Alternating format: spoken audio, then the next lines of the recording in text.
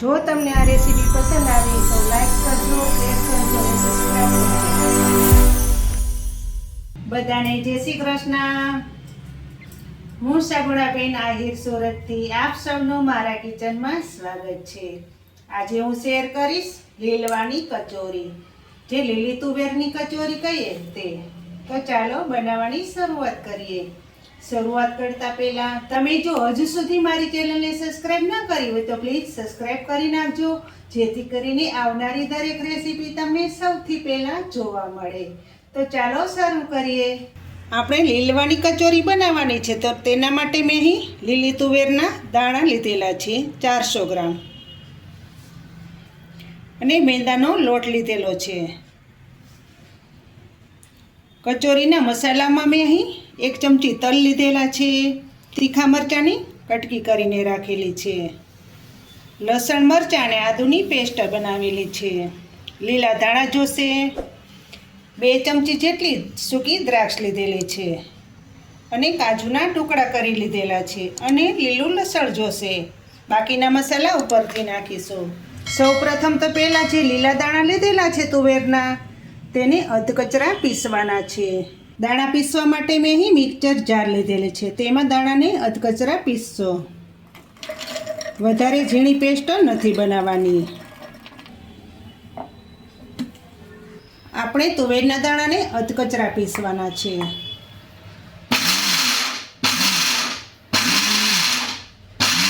આ રીતના પીસશો એટલે સરસ મજાના અધકચરા પીસાઈ જશે. આપણે આ રીતના અધકચરા પીસી લેવાના. આખો દાણો ન રહેવો જોઈએ. હવે આપણે મસાલાનો વઘાર કરશું. કઢાઈમાં 2 પાવરા જેટલું તેલ નાખીશું. વધારે તેલ નહીં નાખીએ, આટલું તેલ નાખવાનું. તેલ સરસ ગરમ થઈ ગયું છે, તો તેમાં અડધી ચમચી હિંગ નાખશું. તેમાં જે મરચાં કટ કરીને રાખેલા છે તે નાખી દેશું.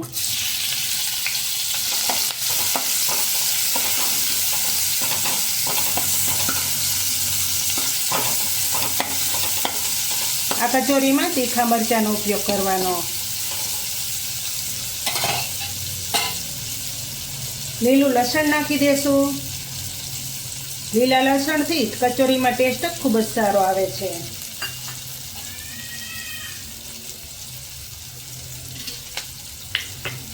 એક ચમચી તલ નાખી દેશું.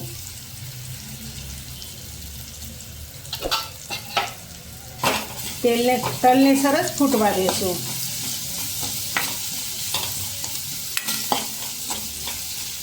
તલ સરસ રીતે ફૂટી જાય પછી બાકીના મસાલા નાખશું.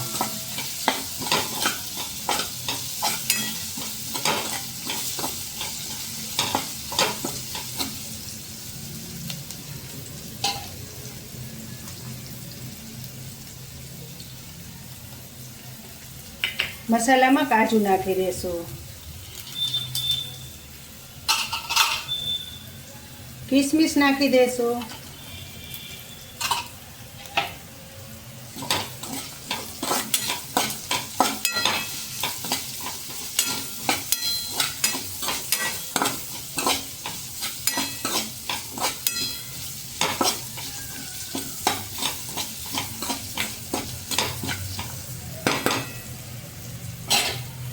અડધી ચમચી કાળા મરીનો પાવડર નાખશું. તેનાથી ટેસ્ટ ખૂબ જ સારો આવે છે કચોરીમાં.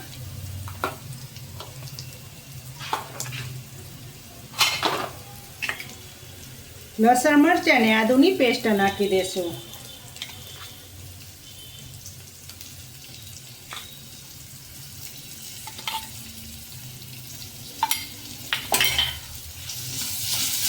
બધું બરાબર સરસ રીતે મિક્સિંગ કરી લેશું.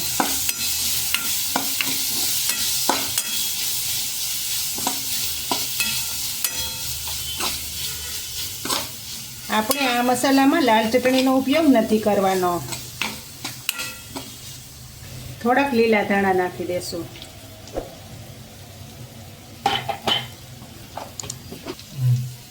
અડધી ચમચી નમક નાખશું. સ્વાદ પ્રમાણે નમક નાખવાનું.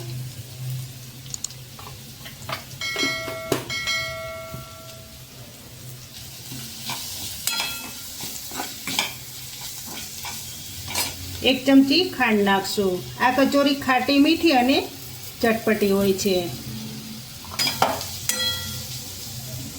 હવે તેમાં દાણાનો ભૂકો નાખી દેશું.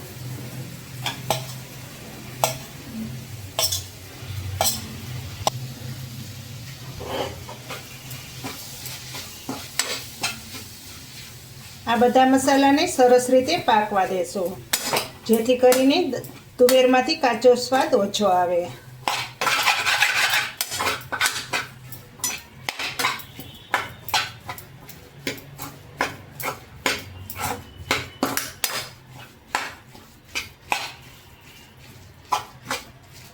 તમે જોઈ શકો છો ને, મસાલાને જોતાં જ મસાલો ખાવાનું મન થઈ જાય તેવો મસાલો તૈયાર થયો છે.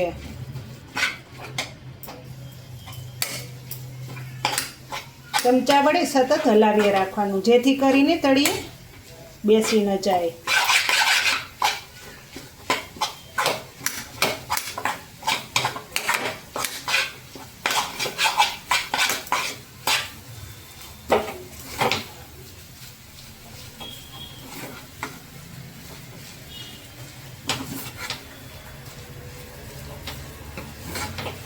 અત્યારે શિયાળાની સિઝન ચાલી રહી છે, તો સરસ મજાની માર્કેટમાં તુવેર આરામથી મળી જાય છે.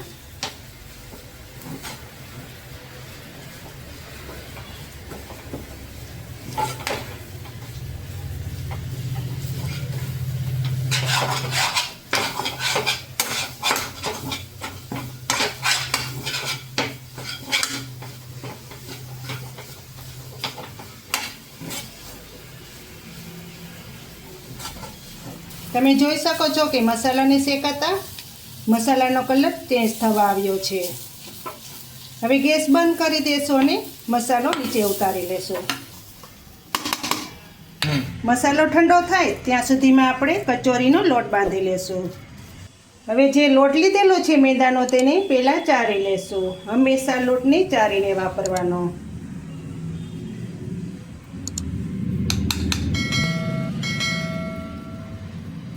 લોટમાં અડધી ચમચી અજમા નાખીશું. 2 હાથ વડે મસળીને નાખીશું, જેથી કરીને કચોરીમાં ટેસ્ટ ખૂબ જ સારો આવે.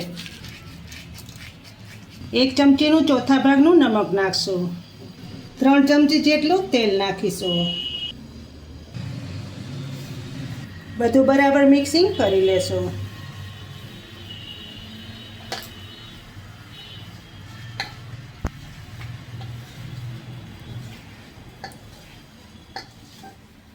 લોટના કણેકણમાં મોણ દેવાઈ જવું જોઈએ.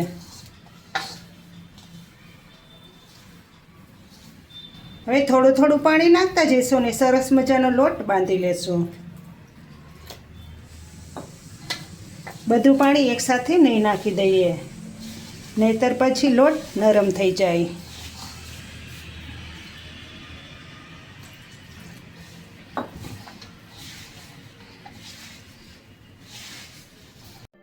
આ રીતનો લોટ બાંધવાનો, આંગળા ખૂતે તેવો. એમાં થોડુંક તેલ નાખી અને લોટને સરસ રીતે મસળી લેશું.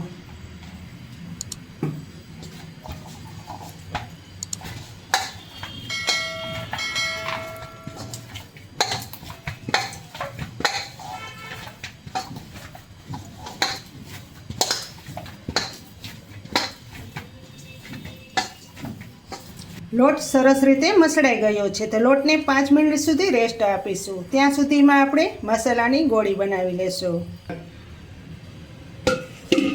હવે ગોળી બનાવશું. બહુ મોટી ગોળી નથી બનાવવાની.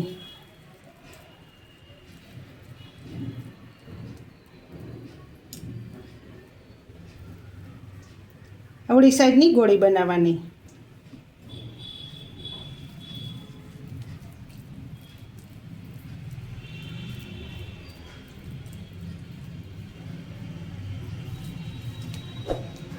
હવે લોટને જોઈ લેશું.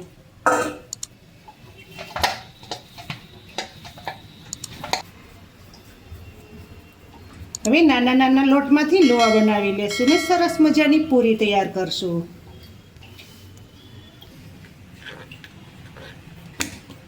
પૂરીને વધારે જાડી નથી બનાવવાની.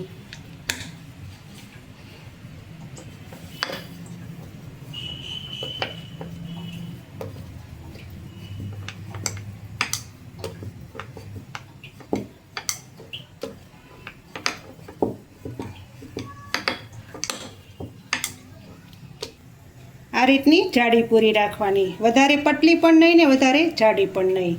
હવે આ પૂરીની વચ્ચે મસાલાની ગોળી મૂકીશું.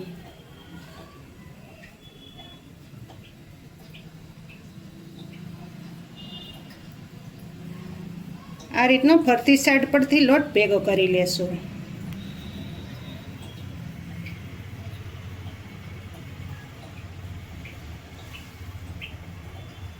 વચ્ચેનો લોટ વધારાનો કાઢી લેશું.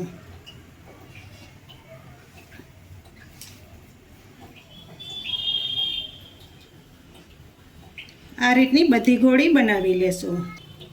એક થાળીમાં મૂકતા જઈશું. એક સાઈડ મેં તેલ ગરમ કરવા મૂકી દીધો હતો, તેને જોઈ લેશું. થોડોક લોટ નાખીને જોઈશું. તેલને વધારે ગરમ કરવાનું નથી, મીડિયમ તેલ ઉપર જ આપણે ગોળીને તળવાની છે, જેથી કરીને કચોરી ઉપરથી એકદમ ક્રિસ્પી બને. તેલ આ રીતનું જ ગરમ કરવાનું. જો વધારે તેલ ગરમ થઈ જાય તો ગેસને ધીમો કરી નાખવાનો. હવે કચોરીની ગોળીને તળી લેશું. જેટલી કઢાઈમાં સામે તેટલી જ નાખવાની.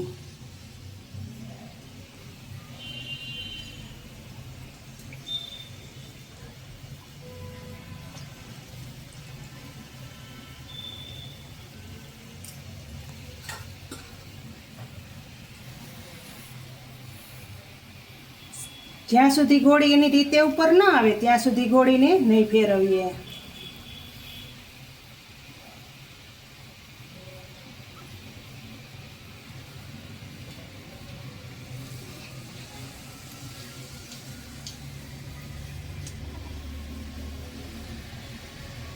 ઉપરથી કચોરી ગોલ્ડન બ્રાઉન કલર થઈ જાય ત્યાં સુધી તળવા દેવાની.